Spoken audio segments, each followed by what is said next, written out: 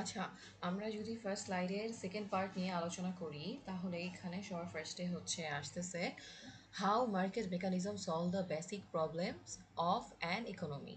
ঠিক আছে, একটা ইকোনমির হচ্ছে প্রাইস মেকানিজম, যেটা হচ্ছে যে দুইটা মেথডসে হচ্ছে all the three kinds of economics, capitalist economy, socialistic economy and the mixed economy, solve the basic problems of an economy in two methods. Free price mechanism এর মাধ্যমে করে, আরেকটা হচ্ছে control price system which is also called state intervention. আচ্ছা, এখন বিষয়টা হচ্ছে যে এই জিনিসটা দুইভাবে করা যায়। তো আমি যদি একটা ফার্স্টে যদি আমি আসি, সেটা হচ্ছে যে ফ্রি প্রাইস মেকানিজম। আচ্ছা, ফ্রি প্রাইস মেকানিজম কি হয়? এখানে যেটা, এটা হচ্ছে অ্যাডাম স্মিথ বলেছেন যে এটা ইনভিজিবল হ্যান্ড দ্বারা পরিচালিত হয়। ঠিক আছে, এখানে কোনো গভর্নমেন্ট কোনো কোনো রকম মাতাব্বরি করে না। সব যেই প্রাইভেট ওনারশিপরা আছে বা অন্যান্য বিজনেস ম্যানরা আছে, তারা নিজেরা নিজেরা প্রাইস সেট করে। ধরেন আমি যদি আপনাদেরকে একটা উদাহরণ দিয়ে বুঝাই, ধরেন অনেক রাইড শেয়ারিং অ্যাপ আছে না, ধরেন উবার। উবারে যখন আমরা দেখি যে বৃষ্টি হচ্ছে, তখন দেখা যায় কি যে উবারের ভাড়া বা ফেয়ার বেড়ে যায়, তাই না? তো যখন উবারের ফেয়ারটা বেড়ে যায় এবং বৃষ্টি পড়া শুরু করে, তখন কিন্তু উবারের ডিমান্ডটাও বেড়ে যায়, কারণ বৃষ্টির মধ্যে আপনি চাইলেই কোনো একটা জায়গায় রিক্সা দিয়ে বা সিএনজি দিয়ে মুভ করতে গেলে আপনি ভিজে যাবেন। ঠিক আছে, তখন আপনি চাবেন যে আপনি গাড়ি দিয়েই মুভ করেন। আর তখন দেখা যায় যে ওই যারা হচ্ছে ড্রাইভার উবারের, তারাও চায় যে বাসায় বসে থাকতে। ঠিক আছে, তারাও হচ্ছে যে এই বৃষ্টির মধ্যে কষ্ট করে বের হতে চায় না। তো তখন এই যে হাই ডিমান্ড বা driver don't want to get the stuck in water like traffic, so দেখা যায় যে লো সাপ্লাই হয়ে যায়। তো তখন কি হয় যে অ্যাপের কি করে অ্যালগোরিদম হয়, সে দেখাচ্ছে যে প্রাইসটা আপনার যেই ফেয়ারটা সেটা ডাবল হয়ে যায়। তখন আপনি অ্যাজ আ প্যাসেঞ্জার আপনাকে বলে যে হ্রাস করার, মাঝে মাঝে বলে আর কি নোটিফিকেশান, সে হ্রাস করার দরকার নাই, ওয়েট করেন। আবার ওই দিক দিয়ে ড্রাইভারদেরকে মেসেজ দেয় যে হচ্ছে আম, আপনি কি ডাবল মানি মেক করতে চান এই অপরচুনিটিতে, যে হচ্ছে বৃষ্টির মধ্যে বের হইলে তো ডাবল মানি হবে। সো দেখা যায় যে ওরা এই ডাবল মানি করবে বা একটু বেশি ফেয়ার পাবে, এই লোভে ওরা বের হয়। আর আপনাকে যে ওয়েট করতে বলে, এদিক দিয়ে আপনাকে বলছে একটু পরে কল করতে, এই আপনি কল করা বন্ধ করেন, একটু ভাবেন যে একটু পরে কল করবেন, এখন অনেক বেশি প্রাইস। সো দুইটা মিলায় দেখা যায় যে আলটিমেটলি ওদের যে সাপ্লাই আরেকটু বেড়ে যায়, ওরা লোভে বের হয় যে হ্যাঁ একটু বেশি ইনকাম করবো, আর আপনি যখন ভাবেন যে একটু পরে ফেয়ারটা কমে যাবে, দুইটা মিলায় আবার দেখা যায় যে একটা ডিমান্ড অ্যান্ড সাপ্লাই আবার ইকুয়াল হয়ে যায়। সো এটা এভাবেই কাজ করে। তো আমি যদি আপনাকে দেখাই যে এখানে যেটা, মানে এখানে একটা গ্রাফের মাধ্যমে বোঝানো হয়েছে। সো গ্রাফটা এই যে দেখেন, যখন ধরেন এখানে প্রাইস সেট করা, এখানে কোয়ান্টিটি সেট করা। এখন আপনি একটা জিনিসের ধরেন 5 টাকা কোয়ান্টিটি সেট করছে, ঠিক আছে। আচ্ছা, আরেকটা জিনিস বলি, এই ব্লু লাইনটা হচ্ছে যে সাপ্লাই লাইন, আর এই ডিমান্ডটা হচ্ছে যে ডিমান্ড লাইনটা। আচ্ছা, এখন হচ্ছে যে যদি আমি দেখি যে সেলাররা 5 টাকা রেখেছে, এখানে দেখেন এই ব্লু লাইনটা এই জায়গায় মিট করছে। ঠিক আছে, আমি যদি এখানে উম, যে ড্র দিয়ে বোঝাই। আচ্ছা, দেখেন এখানে যদি আপনার 5 টাকা হয়, ধরেন 5 টাকা, ঠিক আছে, 5 টাকা হলে আপনার এই ব্লু লাইনটা এখানে এসে মিট করছে, তাই না? আপনার ব্লু লাইনটা এই জায়গায়, ঠিক আছে, আর আপনার রেড লাইন মানে ডিমান্ড হচ্ছে এই জায়গায়। তাহলে আপনি 5 টাকা সেট করলে আপনি সাপ্লাই দিচ্ছেন 50 ইউনিট, দেখেন এখানে 50, কিন্তু এটা ডিমান্ড কত? 150। তাইলে কি মিলল? তাইলে কি আপনি কি করবেন? আপনি সাপ্লাই স্বাভাবিকভাবে দাম বাড়ায় দিবেন, কারণ এটা ডিমান্ড বেশি, আপনি কেন কম দামে সেল করবেন, ডিমান্ড তো বেশি আছে। তখন যখন আপনি প্রাইস বাড়ায় দিলেন, ধরেন আপনি বাড়ায় দিলেন 15-তে, ঠিক আছে, এখন 15-তে দিলাম। 15-তে দিলে আপনি ডিমান্ড দাম বেড়ে গেল, তাহলে কি হইলো? প্রাইস হচ্ছে 15 টাকা, তাহলে আপনি কি করবেন? আমাদের আমরা কি করবো, এত বেশি দাম দিয়ে আমরা নিব না, তাই না? দেখেন ডিমান্ড লাইনটা রেট, এটা আবার কি করলো, কমে গেল। এখন আমরা চাই এটা 50 ইউনিট, বাট দাম বেশি, সাপ্লায়াররা কি করবে, বেশি লাভ হচ্ছে, ওরা সাপ্লাই বেশি করবে। তখন সাপ্লাই করতেছে আবার 150, এখন আবার কি হচ্ছে, সাপ্লাই বেশি হয়ে যাচ্ছে, ডিমান্ড কমে যাচ্ছে। সো দুইটা মিলায় এখনো হচ্ছে না। এখন যেটা ক্রিয়েট হবে, তখন সারপ্লাস ক্রিয়েট হবে। সাপ্লাই বেশি করলে দেখা যায় যে প্রডিউসারদের কাছে প্রোডাক্ট বেশি হাতে রয়ে যাচ্ছে, তারা বিক্রি করতে পারছে না। ঠিক আছে? আবার যদি তারা ওই যে নিচের সিনারিওতে ৫ টাকা করে করে, তখন ডিমান্ড বেশি কিন্তু ওদের সাপ্লাই কম, তখন আবার শর্টেজ ক্রিয়েট হচ্ছে। সো এই ২ টা মিলায় যেটা হয়, ১০ টাকা যদি প্রাইস সেট করা হয় তাইলে এইটা ইকুইলিব্রিয়াম, এই যে এইটা হচ্ছে ইকুইলিব্রিয়াম। এখানের মধ্যে দিয়ে ডিমান্ড অ্যান্ড সাপ্লাই দেখেন এখানে ২ টা লাইন এখানে ছেদ করেছে এই জায়গাটাতে। এই পয়েন্টটাকে বলে ইকুইলিব্রিয়াম। এখানে মার্কেট সেট হয় যে না, আমরা এই প্রাইসে সেল করব। ঠিক আছে? আই হোপ এটা আমি আপনাদেরকে বুঝাতে পেরেছি ক্লিয়ারলি। ঠিক আছে? এখানে কোনো সমস্যা থাকার কথা না। আচ্ছা, আমি যদি নেক্সটটাতে বলি, নেক্সট যেটা সেটা হচ্ছে যে কন্ট্রোল প্রাইস মেকানিজম। ঠিক আছে?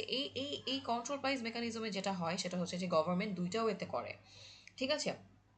সেটা হচ্ছে একটা হচ্ছে প্রাইস সেলিংস আর একটা হচ্ছে প্রাইস ফ্লোর।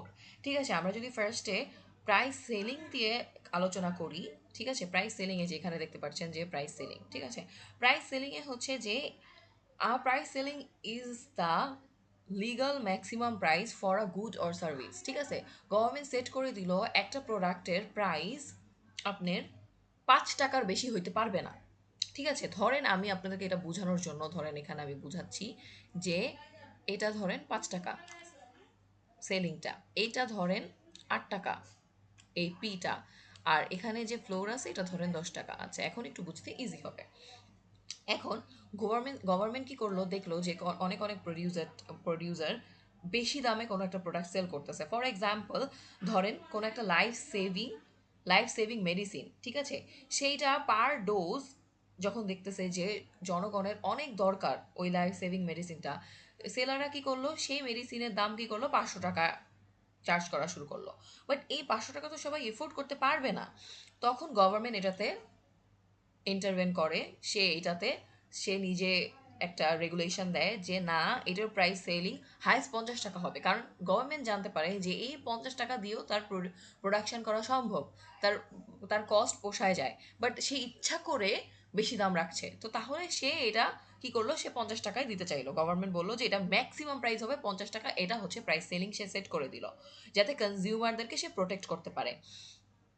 তখন কি হয় যে ফার্মাসিউটিক্যাল কোম্পানিজগুলো রিয়েলাইজ করে যে তারা প্রফিট করতে পারতেছে না ৫০ টাকায়, বা তাদের প্রফিটটাও তাদের ঠিকমতো হচ্ছে না।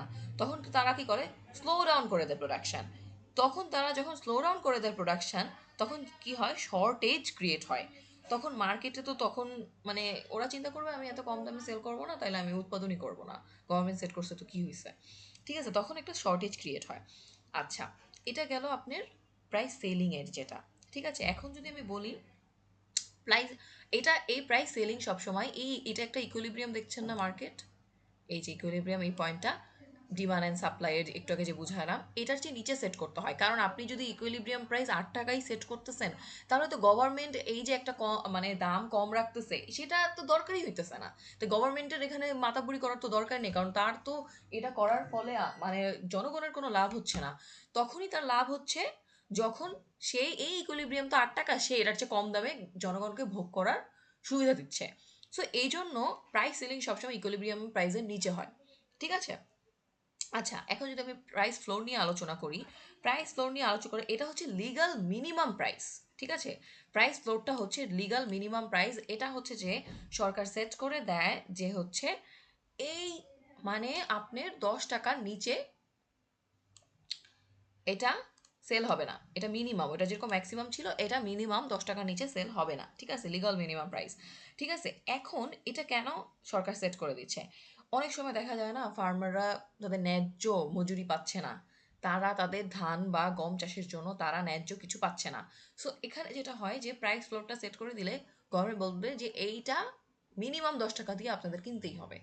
তাহলে এই যে এটা কি হবে, আবার ইকুইলিব্রিয়ামের উপরে হবে, কারণ এটা ৮ টাকা, এটা ১০ টাকা দিলে ফার্মাররা একটু বেশি টাকা পাবে। সো এখানে যেটা হয়, এখানে আবার ওইটাতে যেরকম শর্টেজ ক্রিয়েট হয়, এখানে বেশি দাম দিয়ে আবার জনগণ কিনতে যাবে না, এখানে আবার কি হবে, সারপ্লাস ক্রিয়েট হবে। আই হোপ আমি আপনাদেরকে বুঝাতে পারছি, কারণ দেখা যাবে বেশি টাকা দিয়ে ফার্মাররা ভাববে এখন আমাদের বেশি লাভ, তারা বেশি বেশি প্রডিউস করবে, বাট জনগণ চিন্তা করবে বেশি দাম দিয়ে আমি কিনবো না। তো দেখা যাবে সারপ্লাস বা উদ্বৃত্ত থেকে যাবে। আচ্ছা, এটা হচ্ছে প্রাইস ফ্লোর বা প্রাইস লেনিং এর যেই বিষয়টা আর কি সেটা।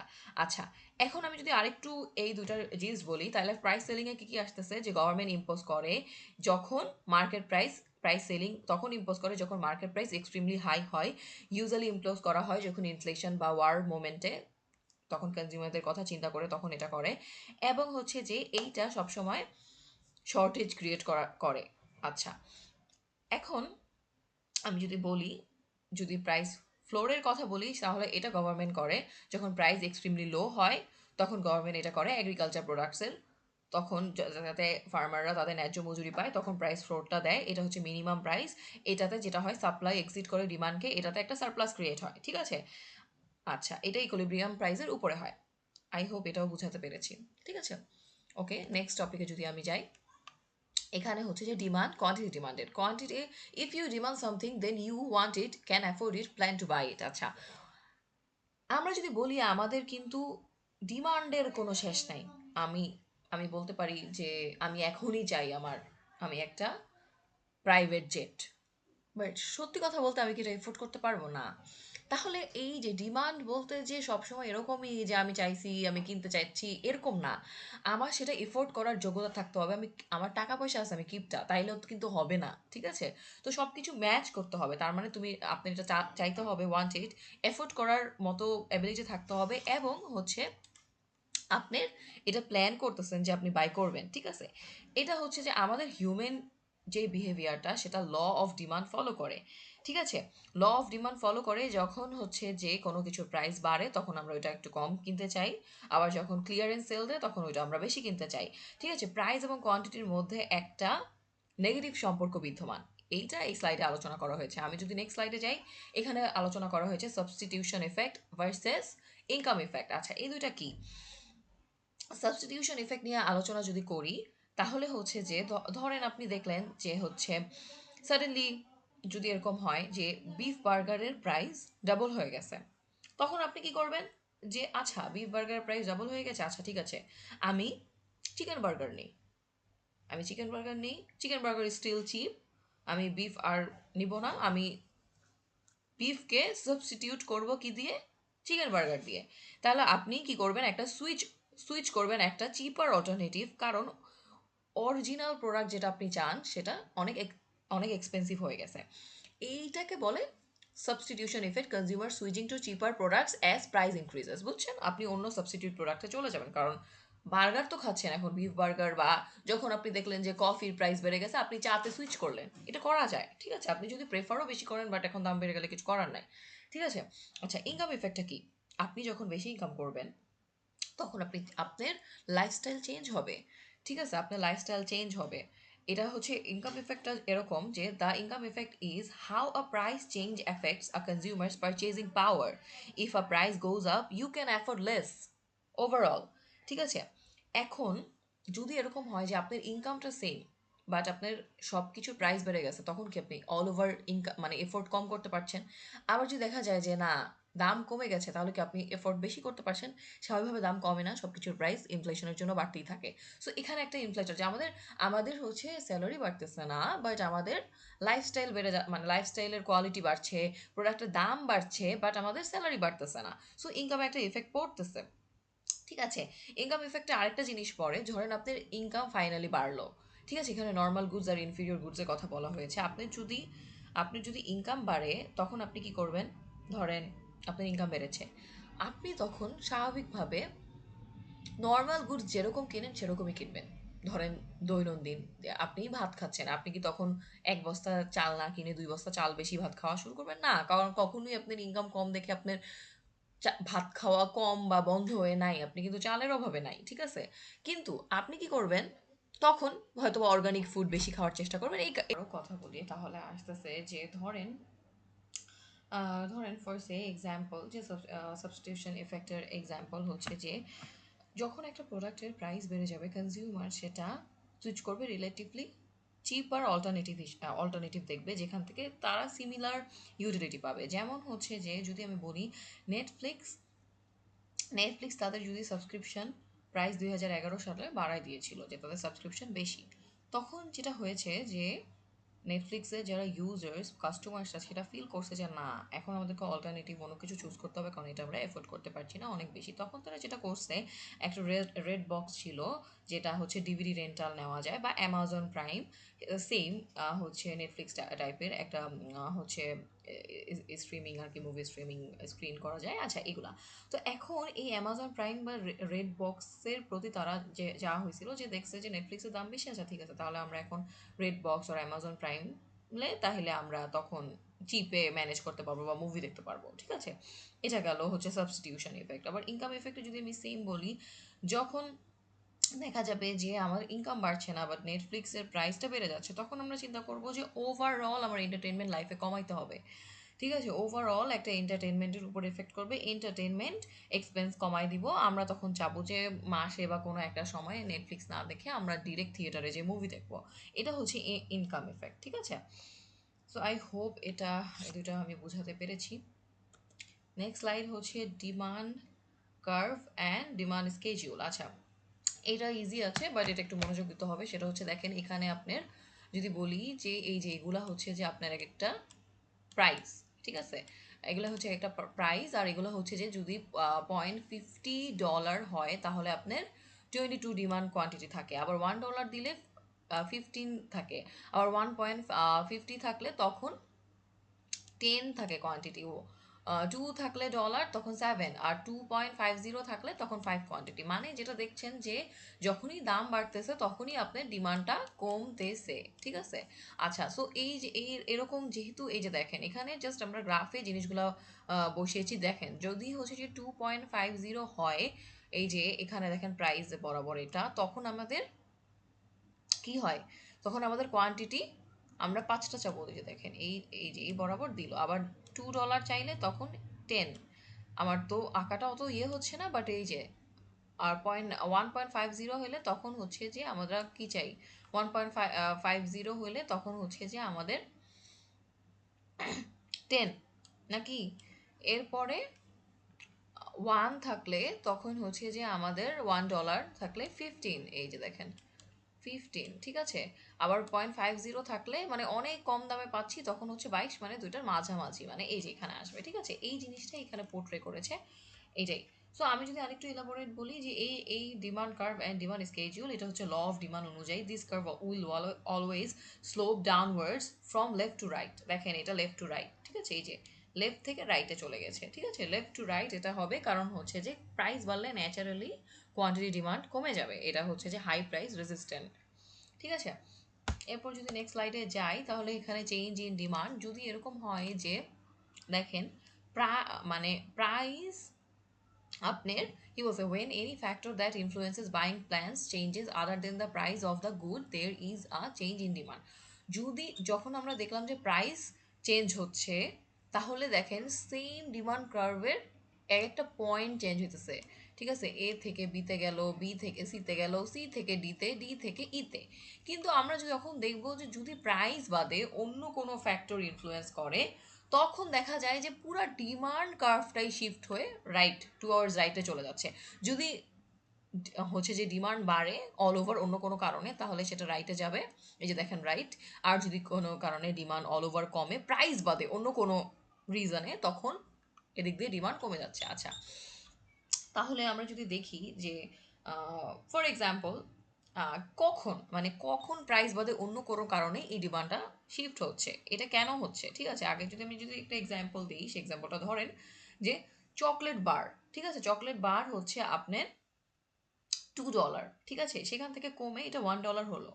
কনজিউমার কি করবে, যে চাবে যে আমার, ঠিক আছে, এখন আমি কম দামে পাচ্ছি, আমি বেশি বেশি কিনবো। তখন এই যে যে এক্সিস্টিং লাইনটা, এই ব্লু লাইনটা, এই ব্লু লাইনটার মধ্যেই যখন সে কমে পাবে, এই যে দেখা গেছে যে এই যে $2 পাচ্ছিল, সেটাতে সে 10টা চাচ্ছিল। এখন যখন সে দেখা যাচ্ছে $1 পাচ্ছে, তখন সে 15টা চাবে স্বাভাবিকভাবে।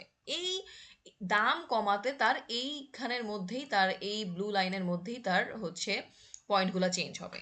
কিন্তু আমরা যদি বলি যে না, এখন কোনো একটা রিসার্চ বা স্টাডি এটা রিভিল করেছে যে এখন হচ্ছে যে চকলেট খাইলে আপনার হার্ট অ্যাটাকের চান্সেস কমে যায়, বা হেলথের জন্য অনেক ভালো, বা হচ্ছে হেয়ার লস প্রিভেন্ট করবে, এরকম টাইপের যদি কোনো স্টাডি বা রিসার্চ বের হয়, তখন কিন্তু প্রাইস কমে নাই, প্রাইস আপনার দেখা যেতেছে $2 আছে, কমে নাই। তখন দেখা যাবে ওই অনুযায়ী কিন্তু ডিমান্ড, দেখেন এই পাশেরটাতে $2 আছে, বাট আপনার ডিমান্ড 20-তে নেমে গেছে, মানে আপনার ডিমান্ড বেড়ে গেছে, দাম সেম। তাহলে কি এইটা কি আপনার সেম কার্ভে থাকছে? সেম সেম তো কার্ভ নাই, এখন এটা চেঞ্জ হয়ে নতুন একটা লাইন, নতুন একটা কার্ভ ক্রিয়েট হয়েছে, তাই ডিমান্ড বেড়ে গেছে। কারণ স্টাডি আপনার স্টাডিতে এটা দেখা গেছে যে ডিমান্ড বাড়বে, কারণ এখন মানুষ স্বাভাবিকভাবে দাম সেম থাকলেও করবে। সো এই জন্য যেটা এখন রাইট ওয়ার্ডে শিফট করবে, ঠিক আছে? সো এটাই যে যখন কোনো প্রাইজের চেঞ্জ হবে তখন আগের লাইনটার মধ্যেই সব পয়েন্ট চেঞ্জ হবে, বাট প্রাইস বাদে অন্য কোনো রিজনে যদি চেঞ্জ হয় তখন পুরা এটা শিফট করবে, ডিমান্ডের কার্ভটাই শিফট করে রাইটে চলে যাবে যদি বাড়ে, আর ডিমান্ড যদি কমে তখন লেফটে শিফট করবে। এটার উদাহরণ এই যে এই জায়গায় দেখেন, decrease in demand, quantity demand and increase in, D0 ছিল, এরপর D1-এ গেছে বেড়ে, আবার কমলে D2-তে চলে গেছে। আচ্ছা, আই হোপ আমি ক্লিয়ারলি বুঝতে পেরেছি। এখন আপনাদের মাথায় আসতে পারে যে কোন কোন ফ্যাক্টরসগুলোর কারণে এই ডিমান্ডের চেঞ্জ হতে পারে প্রাইস ছাড়া, ঠিক আছে? সেটা যদি আমি বলি তাহলে এখানে যদি আসে first factor, the price of the related goods, ঠিক আছে? যদি আপনি দেখেন, ধরেন মানে রিলেটেড গুডস বলতে এখানে সাবস্টিটিউট গুডস বোঝাইছে। সাবস্টিটিউট গুড আমি অলরেডি আপনাদেরকে ক্লাসে বুঝিয়েছিলাম, আবার আমি যদি একটু বলি যে সেম ক্যাটাগরি, ধরেন আমি যদি উদাহরণ দিই পেপসি, পেপসি কেউ পছন্দ করে, পেপসির প্রাইস বেড়ে গেছে, সে স্বাভাবিকভাবে পেপসি আর কিনবে না, সে কোকে সুইচ করবে, কোকের প্রাইস সেম আছে। সো এই যে রিলেটেড প্রাইসের যদি দাম বেড়ে যায়, তখন সে কি করবে, যে তার ওই প্রাইসের ডিমান্ডটা কমে যাবে, ঠিক আছে? তার ওই প্রাইসের ডিমান্ডটা কমে যাবে, সে হচ্ছে নতুন প্রোডাক্টে, নতুন সাবস্টিটিউট গুডসে সুইচ করবে। আবার উল্টাটাও প্রযোজ্য, যদি এরকম হয় যে আপনি, কেউ ধরেন আপনার বিজনেস হচ্ছে কোকের, ঠিক আছে, কেউ পেপসি পছন্দ করে, পেপসি দাম বাড়ছে, তাহলে কোকে সুইচ করবে, এরকম আর কি। এটা হচ্ছে প্রাইস অফ রিলেটেড গুডস। আচ্ছা, এক্সপেক্টেড ফিউচার ফিউচার প্রাইস, যদি কেউ চিন্তা করে যে, আচ্ছা এখানে আমি রিলেটেড গুডসের মধ্যে আরেকটা উদাহরণ আসে সাবস্টিটিউট ছাড়া, কমপ্লিমেন্ট গুডস, এটাও একটু ধারণা দিয়ে দিই। কমপ্লিমেন্ট গুডস বলতে, যদি আপনি কমপ্লিমেন্ট গুডস বলতে, সাবস্টিটিউট গুডস হচ্ছে একটার পরিবর্তে আপনি আরেকটা ইউজ করতে পারতেছেন।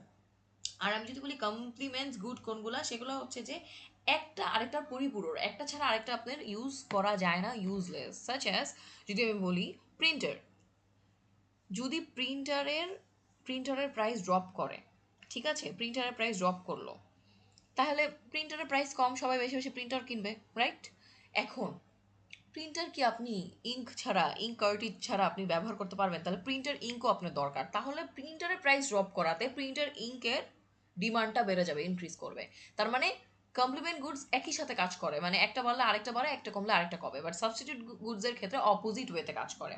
আচ্ছা, যদি আমি সেকেন্ড অপশনে যাই, যে আপনার এক্সপেক্টেড ফিউচার প্রাইস, আপনি যদি মানে যদি দেখেন যে একটা কার আপনি কিনতে চান, যেটা নেক্সট নেক্সট মান্থে হচ্ছে দাম বেড়ে যাবে, আপনি কি এখন ওইটা কিনতে চাবেন? সো আমরা যদি কোনো কিছু একটা বুঝি, যে যখন এরকম হয় যে কিছুদিন আগে যে দেশে ইন্টারন্যাশনাল ওয়ার সিচুয়েশন চলছিল, তখন আমরা সবাই ভাবতেছিলাম যে আল্লাহ, বাংলাদেশে কখন দুর্ভিক্ষ হবে, বা বাংলাদেশেই কি আপনার ওয়ারের কোনো একটা সিচুয়েশন, বাংলাদেশেই কোনো ওয়ার শুরু হবে নাকি, সব কিছু মিলায় অনেকে কি করছে, কি খাবার দাবার মজুত করা শুরু করছে, কারণ ফিউচারে দাম বাড়তে পারে। সো ফিউচারে দাম বাড়বে, এটা যদি চিন্তা করা হয়, তাহলে প্রেজেন্টে সব কারেন্ট ডিমান্ড আপনার বেড়ে যায় না? ফিউচারে যখন দাম বাড়বে তখন এটা চিন্তা করলে কারেন্ট ডিমান্ডসগুলো প্রোডাক্টের বেড়ে যায়। সো এক্সপেক্টেড ফিউচার প্রাইসের উপর ডিপেন্ড করছে। আচ্ছা, ইনকামের ক্ষেত্রে যেটা হয়, যদি আপনি চিন্তা করেন যে আপনি ফিউচারে বেশি ইনকাম আর্ন করবেন, আপনার you will earn more money, you buy more of them, right?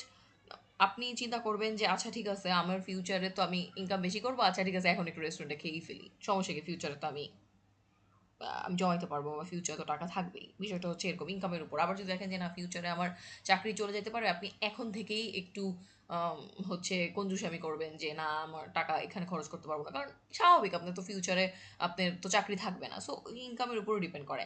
আচ্ছা, expected future income and credit, এখানে হচ্ছে যে আপনি যদি জানেন যে হচ্ছে যে আপনি ওই ইনকামের মতনই এই সেম এখানে এক্সপেক্টেড ফিউচার ইনকাম আসে। আর ক্রেডিট আপনি যদি জানেন যে আপনি হচ্ছে যে ফিউচারে বেশি ইনকাম করতে পারবেন, তাহলে কি আপনি ক্রেডিট কার্ডের ফ্যাসিলিটি পাবেন, আপনি ক্রেডিট কার্ডের লোন পাবেন, আর আপনি সেটা সেই লোন দিয়ে আজকে স্পেন্ড করতে পারবেন, তাহলে কারেন্ট ডিমান্ডটা বেড়ে গেল।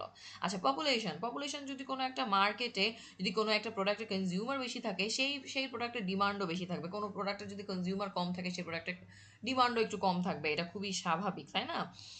এরকমই আর কি। আচ্ছা, এরপর যদি দেখেন যে কোনো একটা সোসাইটিতে সামনে যদি কোনো একটা গ্রোসারি শপ থাকে, সেখানে ওই সোসাইটির সবাই ওই গ্রোসারি শপটাতে যায়। তো ওই গ্রোসারি শপে স্বাভাবিকভাবে ডিমান্ড থাকবে ওই সোসাইটির জন্য, তো ওইটা ভেবেই ওই গ্রোসারি শপটা দেওয়া। ঠিক আছে? আচ্ছা, প্রেফারেন্স মানুষের কিন্তু ট্রেন্ড অনুযায়ী সব কিছু অনুযায়ী প্রেফারেন্স চেঞ্জ হয়। যেরকম বললাম না, যে ধরেন হচ্ছে স্বাভাবিকভাবে আপনি হঠাৎ করে দেখলেন যে মেয়েদের ক্ষেত্রে যেটা হয়, ঈদ আসছে, পাখি ড্রেস হঠাৎ অনেক আগে পাখি ড্রেসের অনেক ডিমান্ড বেড়ে গেছে। ঠিক আছে, এখন পাখি ড্রেস অনেক আউট, মানে ফ্যাশন হয়ে গেছে, এখন আর এগুলো কেউ পরে না। ঠিক আছে, যদি প্রেফারেন্স চেঞ্জ হয়, টেস্ট চেঞ্জ হয়, অবশ্যই হঠাৎ করে কোনো কিছুর ডিমান্ড উদ্ভব হইতে পারে। ঠিক আছে, আই হোপ এগুলোর একটু একটু বুঝিয়েছি, এগুলা মোটামুটি ধারণা হইলেই হবে, দেন এটাও বোঝানো শেষ। আচ্ছা, এইটা আমি যেগুলো বলেছি ওগুলো নিয়ে আরো আলোচনা করেছে, যে a change in the quantity demanded and versus a change in the demand. যদি আমি বলি যে কোনো প্রাইজের জন্য হয়, তখন ওই সেম সেম কার্ভটাতেই একটা পয়েন্ট চেঞ্জ হবে। কিন্তু যদি এই প্রাইস বাদে অন্য এই 6টা ফ্যাক্টর বলছি, এই 6টা ফ্যাক্টরের জন্য হয়, তখন ডিরেক্টলি মানে ওই পয়েন্টে, এই বিভিন্ন পয়েন্টে না, যে যদি ডিমান্ড ইনক্রিজ হয় তাহলে এই সাইডে ডান সাইডে চলে আসবে, আর যদি ডিমান্ড ডিক্রিজ হয় তাহলে বাম সাইডে চলে আসবে। ঠিক আছে, কার্ভটা এগুলো নিয়ে এখানে আলোচনা করা হয়েছে। এখানে যদি আমি আরেকটু ইলাবোরেট নিয়ে বলি, এটা আমি বলে ফেলেছি, তাও আমি আপনাদেরকে বোঝানোর জন্য, যেহেতু এটা ফিজিক্যাল ক্লাস না, এটা হচ্ছে আপনার অনলাইন রেকর্ডিং, সো আমি চাবো যত ইলাবোরেটলি আপনাদের জিনিসটা, কনসেপ্টটা ক্লিয়ার থাকুক। ঠিক আছে, আমি একটা জিনিস বলে চলে গেলাম, আপনারা পরে বুঝলেন না, আপনারা কোশ্চেন করতে পারলেন না। অবশ্যই কোশ্চেন করার অপশন আসবে যখন আপনারা ফিজিক্যাল ক্লাস পাবেন, বাট এখন আমি চাই যে আপনাদের ক্লাসেই সব কিছু ক্লিয়ার থাকুক। ঠিক আছে, এখানে আমি যদি প্রতিটা লাইনকে,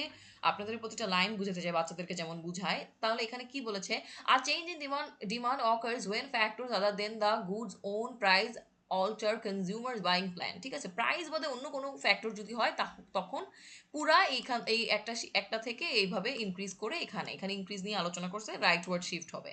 ঠিক আছে, যেটা যে in figure 3.3, as a shift of demand curve, demand increases and the curve shift rightward when a substitute price rise. আচ্ছা, যদি এখানে যেটা বলা হয়েছে, আমি যেরকম বললাম, ধরেন সাবস্টিটিউট কোকের প্রাইস বাড়ছে, তাইলে আপনার কারেন্ট প্রোডাক্টের ডিমান্ডটা বেড়ে যাবে, রাইটে চলে যাবে। সাবস্টিটিউটের প্রাইস বাড়লে আপনার প্রোডাক্টের ডিমান্ডটা বেড়ে যাবে, রাইটে চলে গেল। Complements price fall. ঠিক আছে, এই যে বললাম যে প্রিন্টারের দাম কমে যাওয়া মানে আপনার প্রিন্টার ইঙ্কের ডিমান্ডটাও বেড়ে যাবে, সেটা ঠিক আছে। প্রিন্টারের ডিমান্ডের সাথে কমপ্লিমেন্ট প্রাইস ফল করতেছে না, স্বাভাবিক। আচ্ছা, এক্সপেক্টেড ফিউচার ইনকাম রাইজ করবে, তখন আপনি ওইটার বেশি বেশি কিনবেন, কারেন্ট ডিমান্ড বেড়ে গেল। অ্যাকচুয়াল ইনকাম ইনক্রিজ করলে আপনি তখনও বেশি বেশি কিনবেন। আচ্ছা, এখানে ফর নর্মাল গুডস, আচ্ছা অ্যাকচুয়াল ইনকাম যদি হয়, আপনি নর্মাল গুডস বেশি বেশি কিনবেন, সেটা। আচ্ছা, অর পপুলেশন, যদি আপনার হচ্ছে জনবসতি বা বাড়ে, তখন সেটা ডিমান্ডও বাড়বে, স্বাভাবিক। Demand decreases and the curve shift leftward. আচ্ছা, এটা অলরেডি বলে ফেলছি, যদি হচ্ছে যে ডিমান্ড কোনো কারণে ডিক্রিজ হয়, তখন এটা লেফটে এই যেভাবে চলে আসবে। ঠিক আছে, আচ্ছা, এখন যদি বলে যে এখানে একটা লাইন আছে, for inferior goods income changes shift demand in the reverse direction. আছে এই জিনিসটাতে আমার বলার কথা, বলতে চাই আমি, এখানে এখানে আপনি ইনফিরিয়র গুডস বলতে কি বুঝিয়েছে। নর্মাল গুডস হচ্ছে আপনি সবসময় নিত্য নৈমিত্তিক যেসব ব্যবহার করেন, আপনি ভাত খাচ্ছেন, আপনি নর্মাল বার্গার খাচ্ছেন, আপনি এইসব খাচ্ছেন। ঠিক আছে, কিন্তু ইনফিরিয়র গুডস কোনগুলো জানেন? ইনফিরিয়র গুডস হচ্ছে যে ধরেন, আমি ফর এক্সাম্পল যদি বলতে চাই, তাহলে ইনস্ট্যান্ট নুডলস। ইনস্ট্যান্ট নুডলস হচ্ছে অ্যান্ড বাস টিকেটস, এটা ওয়ান অফ দ্য এক্সাম্পলস। ঠিক আছে, এখন আমি যদি বলি যে বাস টিকেটস, আপনি ধরো ইনকাম রাইজ করলো, আপনি ধরেন আপনি চাবেন কি আপনি অর্গানিক ফুডস খান, বা আপনার সবজি তালিকা বাড়ুক, নর্মাল গুডস এগুলোর ক্ষেত্রে আপনার ইনক্রিজ হবে এই যে ইনকাম ইনক্রিজের সাথে সাথে। বাট ইনফিরিয়র গুডস আপনার কমে যাবে, কারণ আপনার যখন ইনকাম বাড়বে, তখন আপনি পাবলিক বাসে ট্রান্সপোর্ট করতে চাবেন না, তখন আপনি চাবেন যে আপনি ট্রান্সপোর্টেশনে আপনি সিএনজি ইউজ করতে, উবার ইউজ করতে, স্বাভাবিক। তো বাস টিকেটস হচ্ছে আপনার ক্ষেত্রে inferior goods. And say instant নুডলসের ক্ষেত্রে এটা তো হেলদি কিছু না। আমরা চাই যখন আমরা কম ইনকাম থাকে বা স্টুডেন্ট থাকে, তারা ঝটপট করে টাইম ওয়েস্ট না করে, আমার পড়াশোনা বা স্টাডিতে টাইম দিতে হবে, আমরা তাড়াতাড়ি করে হচ্ছে আমরা ইনস্ট্যান্ট নুডলস খাই, বাট ইনস্ট্যান্ট নুডলস বাট এই টাইপের যেটা হচ্ছে যে রেডি ফুড, রেডি রেডি টাইপের, মানে অনেক জলদি হয়ে যায়, বা এই টাইপের ফুড হেলদি না, ঠিক আছে? এটা আমাদের তলপেটের মেদ বাড়ায়। এখন তাহলে আমরা যদি চিন্তা করি, আপনি যখন ইনকাম বাড়বে তখন আপনি চিন্তা করেন না আমি এটা কেন খাবো, আমি ভালো জিনিস খাবো, আপনি তখন মানে একটা বেটার অর্গানিক ফুডে সুইচ করবেন। সো ইনফিরিয়র গুডসের ক্ষেত্রে অপোজিট হয়, ইনকাম বাড়লে এইগুলার পিছনে ইনভেস্ট করা কমে, ঠিক আছে? আচ্ছা, এখন যদি আমি অন্য কিছু নিয়ে আলোচনা করি, সেটা হচ্ছে সাপ্লাই। স্বাভাবিকভাবে আপনাদের সাথে ডিমান্ড নিয়ে আলোচনা করা হয়েছে, এখন স্বাভাবিকভাবে সাপ্লাই নিয়ে আলোচনা করতে হবে, ঠিক আছে? সাপ্লাই ক্ষেত্রে কি বলেছে যে if if a if a if a farm supplies a good or service, the farm, আচ্ছা, has the resources technology to produce it, can profit from producing it, plans to produce it or sell it। আচ্ছা, বিষয়টা হচ্ছে যখন কোনো একটা company, factory কোনো একটা product produce করতে চাবে, তাহলে অবশ্যই তার সেটা রিসোর্স থাকতে হবে, টেকনোলজি থাকতে হবে, ওইটা প্রফিট ছাড়া সে করবে না, তার প্ল্যান থাকতে হবে প্রডিউস করবে, এবং তার সেলের উদ্দেশ্য থাকবে। আচ্ছা, আরেকটা জিনিস সেটা হচ্ছে other things remaining the same, the higher the price of the good the greater the quantity. যদি প্রাইস হায়ার হয়, স্বাভাবিকভাবে প্রাইস বেশিতে সেল করতে পারছে, সাপ্লায়াররা বেশি বেশি কোয়ান্টিটি প্রোডাকশন করবে। আর যদি প্রাইস লোয়ার হয়, তারা কম প্রোডাকশন করার চেষ্টা করবে, আরে আমার লাভ কম হয় আমি কেন বেশি প্রোডাকশনে যাব। এটাও খুবই সিম্পল, ঠিক আছে? আচ্ছা, এখানের কার্ভটা দেখেন, এখানে কার্ভটা আবার একটু ডিফারেন্ট, ঠিক আছে? এখানে কার্ভটা দেখেন এমন কেন, কারণ হচ্ছে যে দেখেন যখন এটার প্রাইস 0.50, তখন কোয়ান্টিটি সাপ্লাই 0, কারণ ও লাভ হয় না, ও কেন সাপ্লাই করবে? ওই প্রাইসে তো ও লাভ করতেই পারছে না। যখন $1 তখন একটু লাভ করতে পারছে, বাট সেটা খুবই সামান্য, তাই তারা 6টা করলো। 1.50-তে তারা 10টা করলো, 2-তে তারা 13টা করলো, অ্যান্ড 2.50-তে তারা 15টা করলো। এই যে দেখেন এখানে সাজানো হয়েছে, আমি যদি এখানে দেখি তারা 0 করছে, এরপর ওয়ানে হচ্ছে বি, তারা 5টা করেছে, অ্যান্ড এটাতে দেখেন তারা 10টা করেছে, 2-তে তারা করেছে 15টা, অ্যান্ড এটাতে তারা হাইয়েস্ট করেছে 20টা। আচ্ছা না, আমি মনে হয় একটু ভুল ইয়ে করেছি। আচ্ছা, হোয়াট এভার, আমার আঁকানোটা না হইলেও আই গেস আপনারা বুঝতে পেরেছেন, ঠিক আছে? যে এইভাবে, কারণ ও 13 ছিল, আমি এটা এই যে এখানে 13 ছিল, এই যে 13 মানে মাঝখানে, আর এটাতে হচ্ছে 15 ছিল, এই যে এক্স্যাক্টলি এরকম। আচ্ছা, এখন ঠিক আছে। তার মানে তারা যখন দেখে বেশি লাভ, তারা বেশি বেশি ইয়ে করে, তাই এটার কার্ভটা একটু ডিমান্ড থেকে ডিফারেন্ট। তার মানে ডিমান্ডে যদি প্রাইস বাড়ে, তখন ডিমান্ড কমে যায়, উল্টা, তাই ওটা দেখতে এরকম। আর এখানে যদি আমি দেখি, এটার হচ্ছে যে প্রাইস বাড়লে এরা সাপ্লাই বেশি বেশি করে, তার মানে প্রাইস বাড়লে সাপ্লাই বাড়বে, প্রাইস কমলে সাপ্লাই কমবে, ঠিক আছে? এটার আবার পজিটিভ রিলেশন, ডিমান্ডের আবার নেগেটিভ রিলেশন ছিল প্রাইসের সাথে। আচ্ছা, এখানে আমি যদি আবার বলি এই সেম, যদি সাপ্লাই প্রাইস বাদে অন্য কোনো রিজনে তারা সাপ্লাই বাড়ায়, অন্য কোনো রিজনে অনেক রিজন হতে পারে, ফর এক্সাম্পল আমি এখন আপনাকে বলি টেকনোলজি, ঠিক আছে? টেকনোলজি যদি আপগ্রেড হয়, স্বাভাবিকভাবে সাপ্লাই বাড়াইতে পারবে, তাদের কস্ট আরও কম কস্টে তাদের সাপ্লাই বেশি হবে, কারণ টেকনোলজিতে তাদের কস্ট কমে আসবে, তখন তাদের সাপ্লাই অটোমেটিক বেড়ে যাবে, তখন রাইটওয়ার্ড শিফট করবে। এটা তো টেকনোলজিতে কোনো প্রাইস রিলেটেড কিছু না। সো প্রাইজের যদি কিছু হয়, তাহলে সেটা এইখানে চেঞ্জ হবে, এখানে বাড়বে, এখানে এই পয়েন্টে। বাট যদি প্রাইস ছাড়া অন্য কোনো ফ্যাক্টরস হয়, লাইক টেকনোলজি, তখন এটার বেড়ে গেলে রাইট, আর কমে গেলে তখন লেফটে, ওটার উদাহরণও আমরা নিচে পাবো। এই যে দেখেন, যদি বেড়ে যায়, যদি প্রাইস হয়, তাহলে এখানে S0, আর যদি ইনক্রিজ হয় S1, আর যদি ডিক্রিজ হয় S2। আচ্ছা, এখন যদি আমি এখানে বলি যে ফ্যাক্টরস কি কি হতে পারে এই যে ইয়ে সাপ্লাই চেঞ্জের ক্ষেত্রে, তাহলে আমরা যদি ফার্স্টটা বলি, the price of factors of production. যদি এরকম হয়, ইনপুট কস্টটা যেরকম র ম্যাটেরিয়ালস, এমপ্লয়ি ওয়েজেস, এগুলা যদি কমে যায়, তাহলে স্বাভাবিকভাবে র ম্যাটেরিয়ালস বা এইসব কমে গেলে সাপ্লাই বেশি দিতে পারবে। তো এটা প্রাইস না, এটা the price of factors of production, এটা অ্যাকচুয়াল প্রোডাক্টের প্রাইস না, ফ্যাক্টরস গুলার প্রাইস কমে গেছে, ঠিক আছে? The price of related goods produce. আচ্ছা, ধরেন আমি যদি এটা উদাহরণ দেই, যে একটা ফার্মার, সে হচ্ছে ভুট্টা এবং গম দুইটাই উৎপাদন করতে পারে, ঠিক আছে? এখন হঠাৎ করে দেখলো কি সে, যে ভুট্টার প্রাইস বেড়ে গেল, সে কি করবে? ভুট্টার প্রাইস বাজারে বাড়ছে, সে কি গমে টাইম ওয়েস্ট করবে? না, সে ভুট্টা উৎপাদন শুরু করে দিবে, ঠিক আছে? তাহলে এভাবে আপনার সাপ্লাই বাড়লো। যদি কমপ্লিমেন্টস হয়, কমপ্লিমেন্টস প্রোডাক্টের ক্ষেত্রে আপনি যদি দেখেন যে বিফ, ধরেন বাজারে গরুর মাংসের প্রাইস বাড়লো, ঠিক আছে, গরুর মাংসের চাষ শুরু করলো, সরি, গরুকে হচ্ছে আপনার রাখাল গরু বেশি বেশি পালা শুরু করলো, গরুর ফার্ম আছে, ঠিক আছে। তো এই গরুর থেকে যে আপনার বাই প্রোডাক্ট সেটা হচ্ছে লেদার, ধরেন গরুর যে লেদারটা, গরু দিয়ে যেই লেদারটা হয়, সেই লেদারেরও কি হবে, সাপ্লাই বেড়ে যাবে। সো এভাবে রিলেটেড গুডসের প্রোডাকশনের সাথেও সাপ্লাই রিলেটেড, ঠিক আছে। আবার এই যে দেখেন এক্সপেক্টেড ফিউচার প্রাইজেস। আচ্ছা, এখানে এখানে যদি দেখে যে একটা কোম্পানি যদি দেখে যে সামনের মাসে এই প্রোডাক্টের প্রাইসটা ডাবল হইতে পারে, তখন সে ওটা বেশি বেশি সাপ্লাই করবে না, যাতে পরে সে ওর প্রফিটটা লুফে নিতে পারে, তখন কিন্তু কারেন্ট সাপ্লাইটা তার বেড়ে যাবে, ঠিক আছে। এটা আর কি। সো এই, এরপরে যদি আমরা দেখি নাম্বার অফ সাপ্লায়ার্স, স্বাভাবিকভাবে বাজারে যদি বেশি সাপ্লায়ার্স থাকে, সাপ্লাইও বেশি হবে।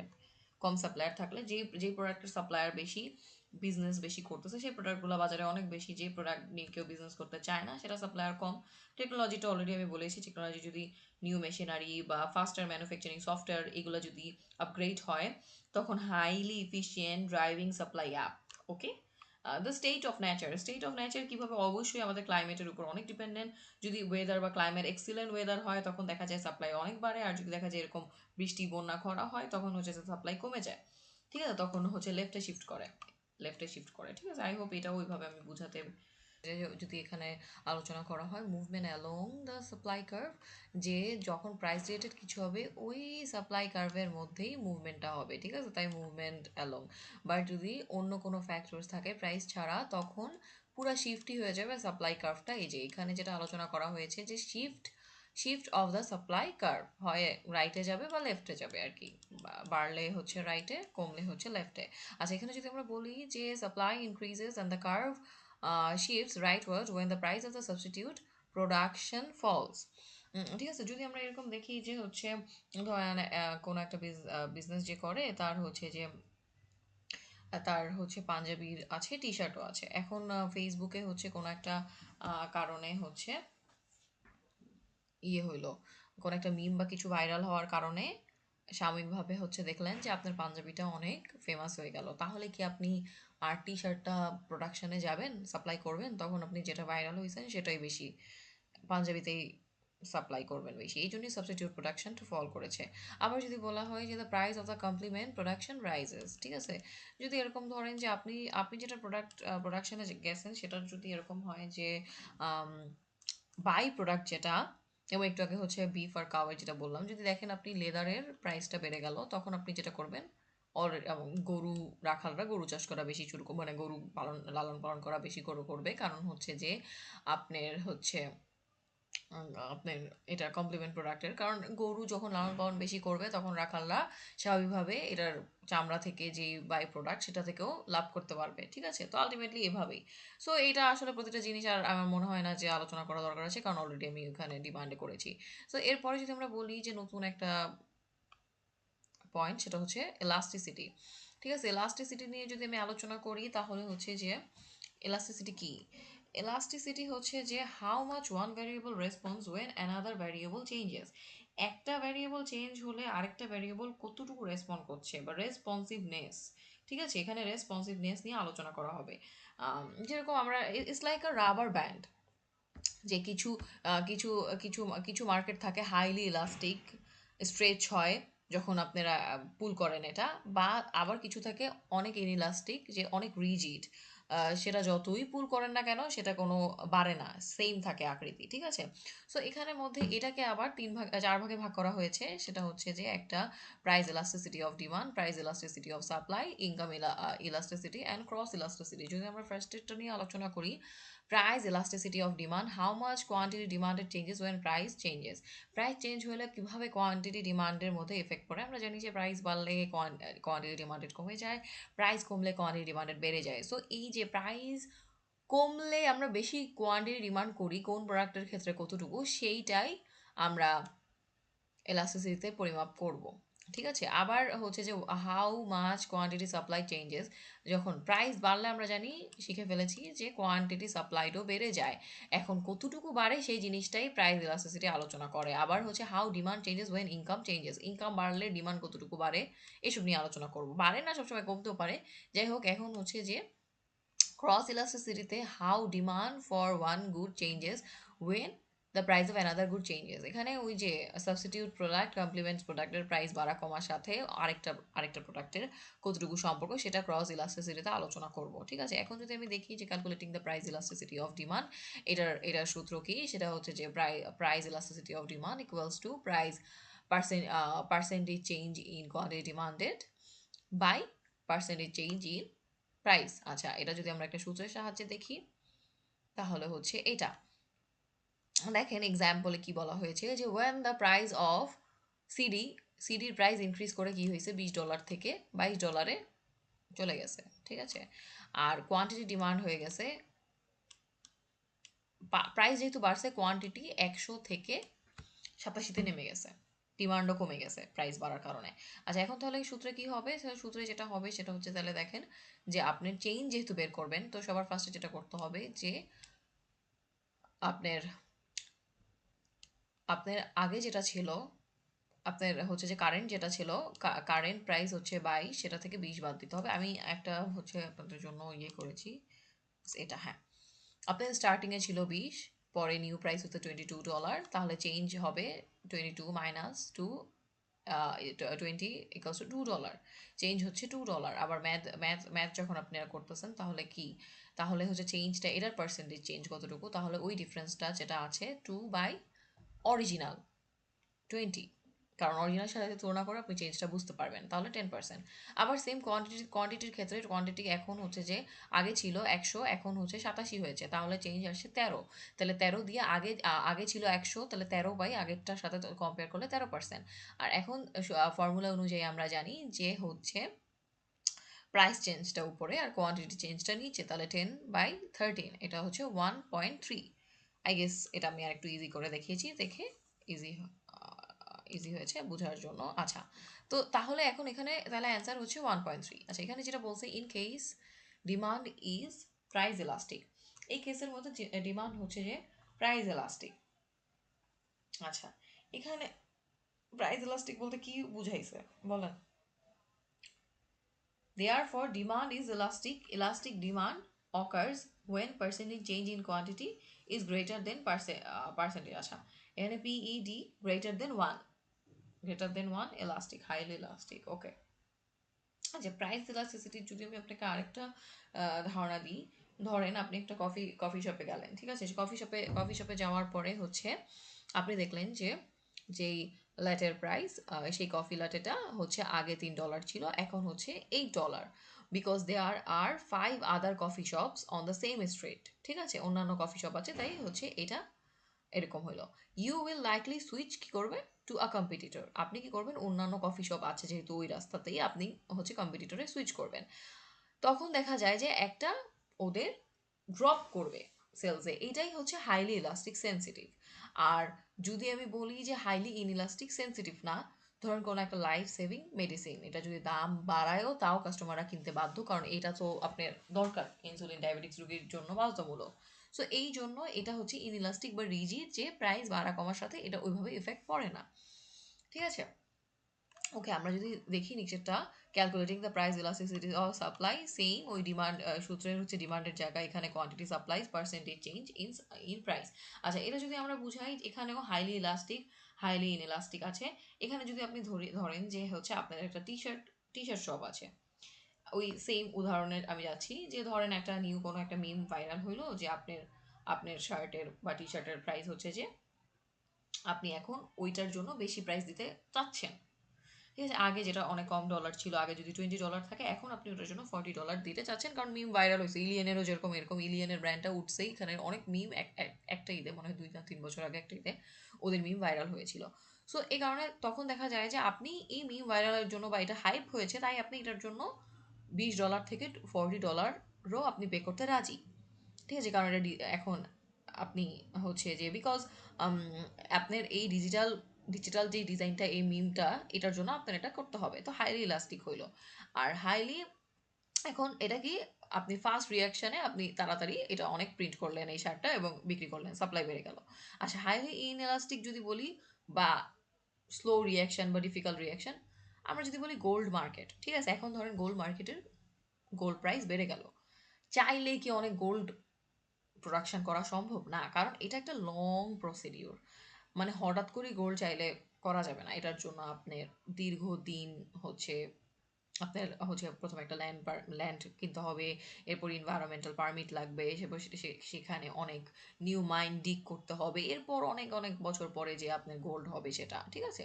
সো এটাতে অনেক টাইম প্রসেস, সো কিছু থাকে ইনইলাস্টিক, কিছু থাকে হাইলি ইলাস্টিক। আচ্ছা, তাহলে এটার একটা ক্যালকুলেশন আছে, এটার ক্যালকুলেশনও যদি আমরা যাই সেম ভাবে দিয়েছি যে সিডির প্রাইস ইনক্রিজ করে 20 থেকে 22-তে চলে গেছে, তাহলে কোয়ান্টিটি অফ সাপ্লাই ইনক্রিজ করেছে, এটা সেম ক্যালকুলেশন। এখানে যদি আমি চলে যাই, এই যে দেখেন এখানে ক্যালকুলেশনটাও আমি আর একটু এটা করে দেখিয়েছি যে চেঞ্জ হয়েছে প্রাইসে $60 থেকে, সেম।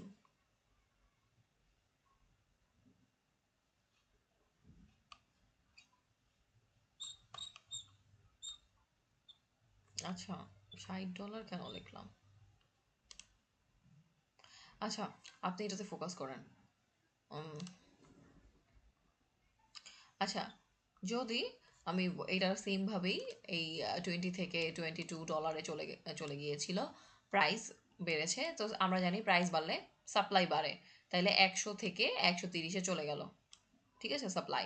এখন ওই সেম ওয়েতে কতটুকু চেঞ্জ হয়েছে ওইভাবে বের করছে, এখানেও কোয়ান্টিটি কতটুকু চেঞ্জ হয়েছে ভাগ করছে, এরা হচ্ছে 3 আসে, এরা হচ্ছে ভালোই হাইলি এলাস্টিক।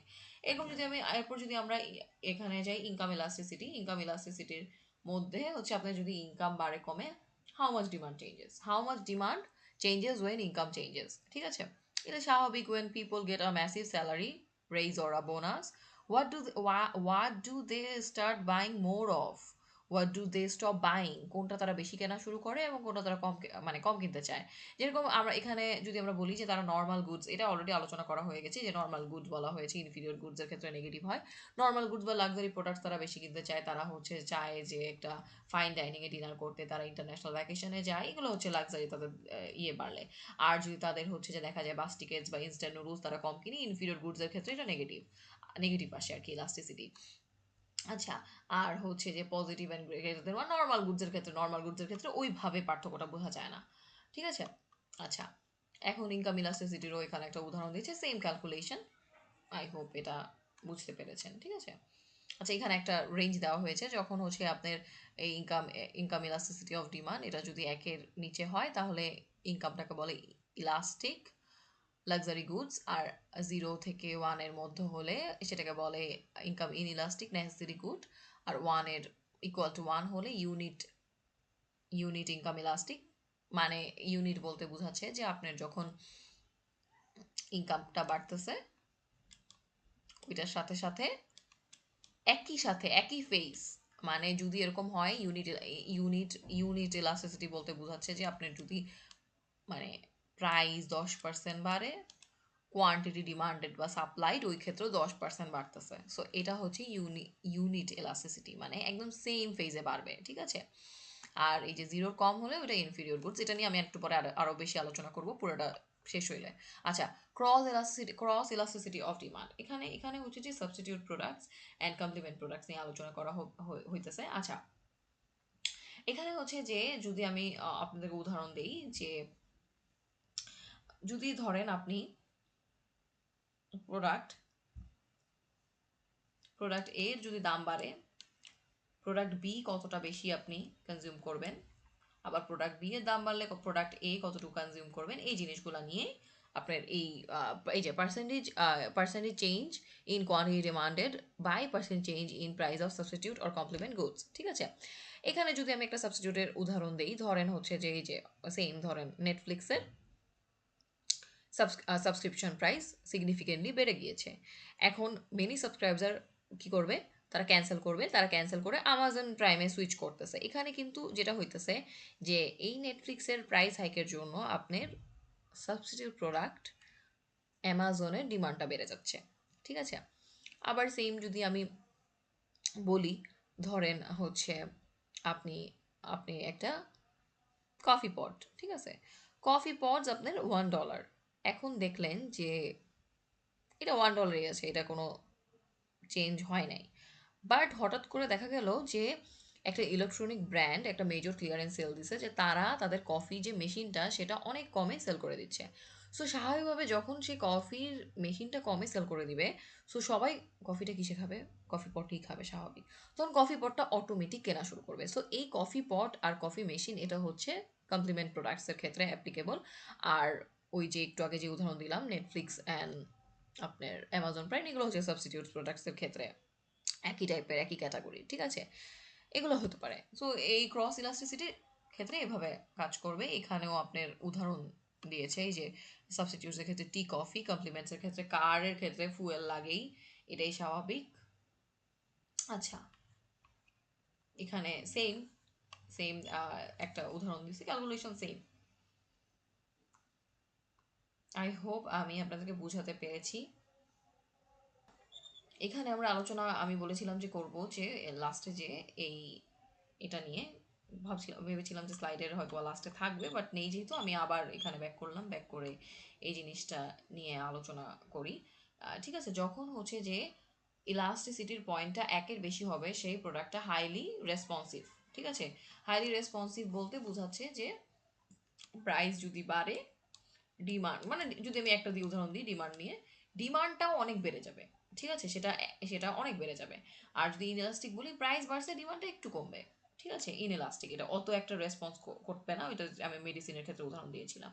আচ্ছা, আর আরেকটা জিনিস, যদি প্রাইস 10% বাড়ে, ডিমান্ড বা সাপ্লাইও তো 10% বাড়বে।